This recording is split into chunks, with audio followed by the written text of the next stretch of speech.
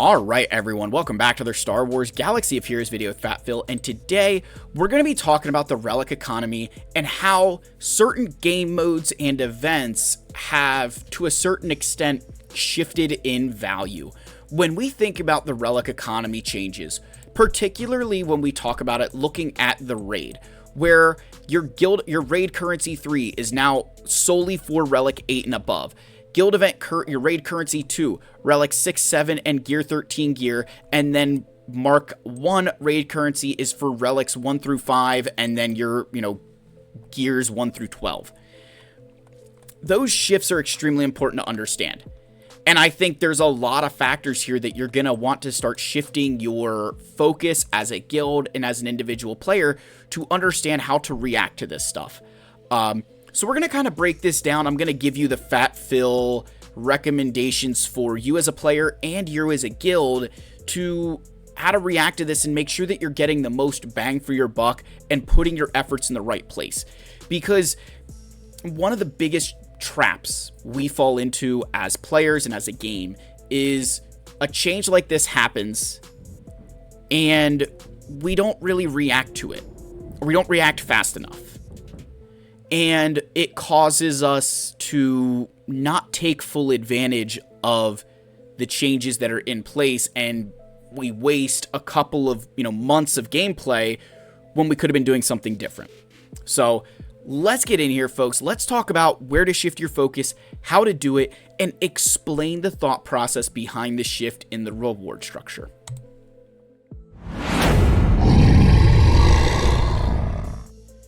All right. So, with this Relic economy change, it has shifted the availability of relics. And what I mean by shifted the availability is you think about relics as a supply and demand situation. The demand for relics has not changed, but what has changed is the supply, the availability. I always talk about it as that availability tax that I used to be willing to go into, say, the Peridia Patrol event, and I would do the refreshes of the final tier because there wasn't a lot of places for me to get those extra Relic 9 materials, so I was willing to pay that availability tax, kind of, hey, it's supply and demand. Now that supply has increased because of where they've put the change to the raid currency, and I think even more importantly to the scavenger where they've added droid brains and arrow magnifiers for Kyrotech, it's shifted, supply to where it's not worth it, in my opinion, to do these refreshes anymore, especially if you are free to play, because I don't think the crystal cost for relics is I don't think these crystal costs are a representative cost of the relic anymore. I think all of these costs are inflated because of how much more of them you're going to be able to get with the shift in relics. So I think for, and maybe to an extent like Zimbadols and Electrum Conductors, maybe this is still a representative cost because it is a little bit more challenging with your Mark II raid currency being both Gear 13 gear and Zimbadol cards and Electrum Conductors. I could maybe buy that. But I think for Relic 8 and 9 materials, that market has kind of shifted away from those crystal costs, which also mean that some other events have shifted around. So I've seen a couple players ask about the, Assault Battles, Duel of the Fates, Peridia Patrol, Coven of Shadows, and I'm going to go back to the little Google sheet, and again, I'll save this in the video link down below. Are these still worth it, right? Is it still worth it to try and get to these events? Is the ROI still there? So the one thing you're going to have to recognize is that your ROI in terms of number of events is unchanged here, right? And we're going to kind of say this as it goes for these events.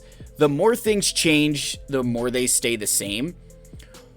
While there's far more access to relics now, so the importance that these once had in regard to, oh my gosh, extra Relic 9 materials, that's what I need, extra, Relic 9s, that's the only thing that matters. I think now we can kind of get into this point and say, yes, you're going to have more access to Relic 9s, but it takes away your excuse that you don't have the Relic 9s to spend. So these events are still just as worth it as they ever were before, because before it was like, all right, well, it's a really expensive investment, but I can't really get Relic 9s anywhere else.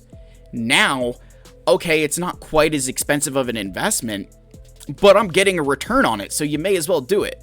So I don't think this has changed, just the reasoning behind why you would do it now has shifted. That before it was, they're a super rare thing, it's a no-brainer, you're going to get your return. Now it's, they're not quite as rare, but you're going to get a return, so there's accessibility there, right? So I think this one, the more it changes, the more it stays the same. These are still just as worth it as ever before. That's not the case for other events, and let's talk about Territory Wars. So Territory Wars was the primary place to get droid brains, and obviously a massive shift from first place to second place, right? A massive shift there. I think for a lot of guilds in the game, it's no longer going to be the smartest decision in the world to push ridiculously hard in Territory War. Because remember, they're going to kind of force you into that win-loss rate, right? As long as you're not being like silly, like if you look at my guild right now, we're at it, about 500, right? We're at 500 right now. That's just kind of unfortunately the state of matchmaking, and they force it, right? So we're at about 500 right now. We'd love to get higher, but that impetus to be like, oh my gosh, we've got to get higher for extra droid brains doesn't quite apply as much, because they've allowed us to get them in other places. And one of those places that my guild very much focuses in is territory battles, where we actually hit our new PR of 47 stars. So shout out Sigma Mandos. We've got our video coming talking about where to go with that next. But the reason I bring up TB is because, as I pointed out in my Kyrotech video the other night, there's a lot of opportunities in territory battles to earn Kyrotech. And Kyrotech have shifted value significantly because you can turn them in for either era magnifiers or droid brains. So in a way, territory battles value to you and your guild has significantly increased, because you can take that guild event currency too. You can take those rewards from Zepho and Mandalore and turn them into droid brains. And the difference between TB and Territory Wars is that Territory War is not, or Territory Battles is not dependent on matchmaking.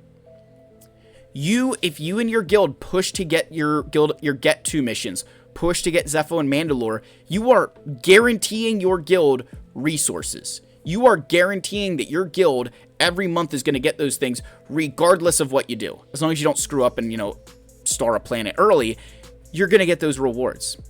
That, in my opinion, is far more beneficial for a lot of you than trying to, scheme and get an extra win in Territory Wars. Let me show you just, again, a little bit of the math involved in that if we go back to our Google spreadsheet here. And just kind of showing you in this regard, if you can get to Zepho and Mandalore, and you take all the Guild Event currency 2 you earn and also turn that into Kyrotech, that's 400 Kyrotechs a month, right?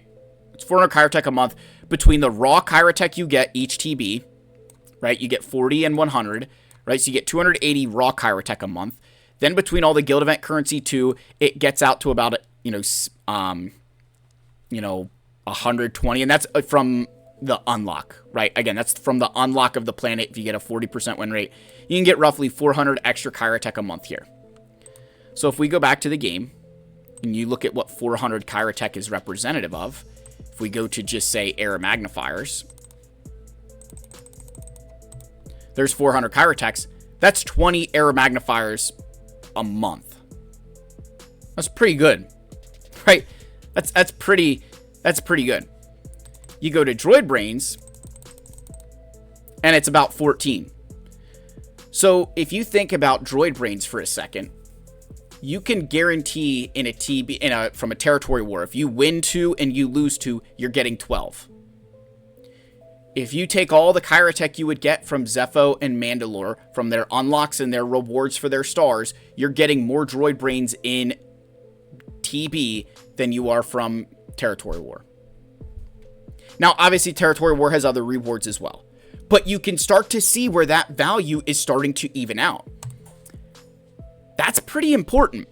And we're not even, that's just Zepho and Mandalore. Think about adding in an additional 120 completed Guild Event Currency 2 missions from Marin, Saw Gerrera, and the Clone Trooper mission on Zepho.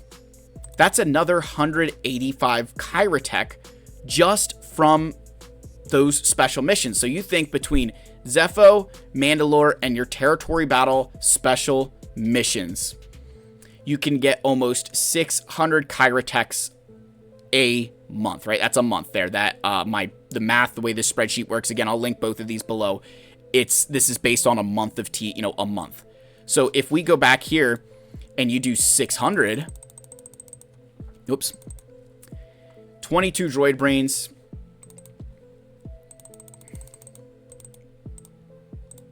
and like 30 arrow magnifiers, whichever one you need more of. That's pretty good, guys. That's a pretty good return on what you're spending to get there.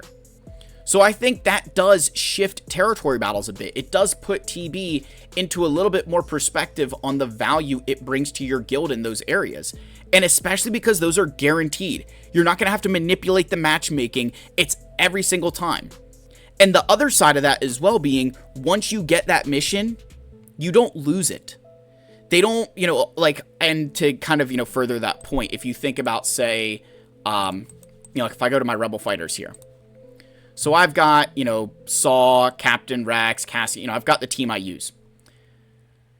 In this example, I'm not necessarily, what's the wording I want to use here? How would I phrase this? In this example, with the way we're going through this, once you unlock the characters to get that done, you don't end up losing it, right? You don't end up like, oh my gosh, I've got to update this because this team no longer works. Like, once you get a team that works, you're done, right? Think about the Night Sister mission on, I have these Night Sisters right here, with the Night Trooper, Death Trooper Peridia, Marin, Great Mothers, Morgan. I will never need to change that lineup for the rest of time.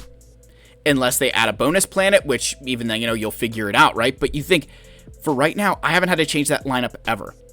Territory Wars is constantly shifting. The meta is constantly changing. You've got to get new Datacrons, and there's new Omicrons to equip. For these missions in TB, that team stays consistent. It doesn't matter. So the value of territory battles, for me, skyrockets significantly because of these things. Because of the fact that it's kind of once you're there, you're done, and you're going to get your return.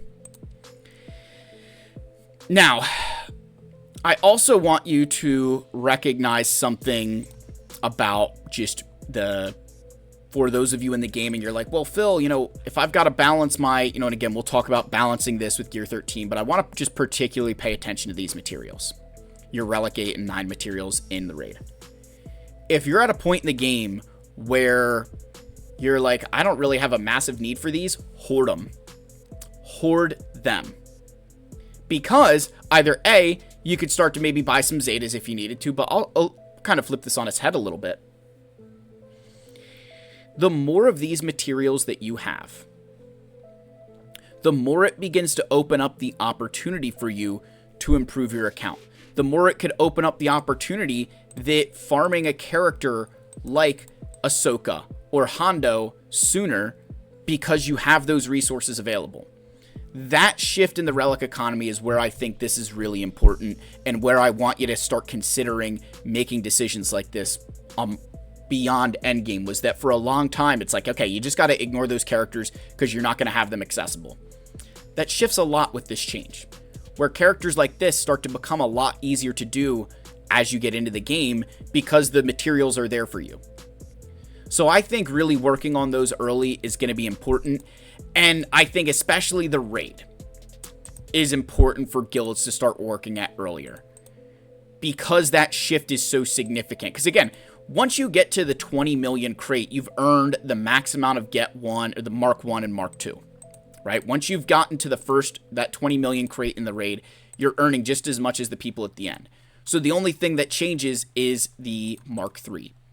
And those Mark 3s start to add up over time and really start to help you build a stronger, more well-rounded account to continue to excel in Star Wars Galaxy of Heroes.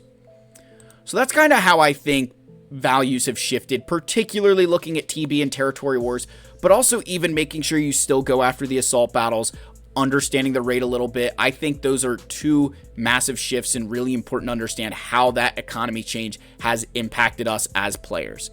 Let me know what your guys' thoughts are down below. Like, subscribe, comment. I love you all. May the force be with you, and I'll see you in the next one. Cheers, my friends.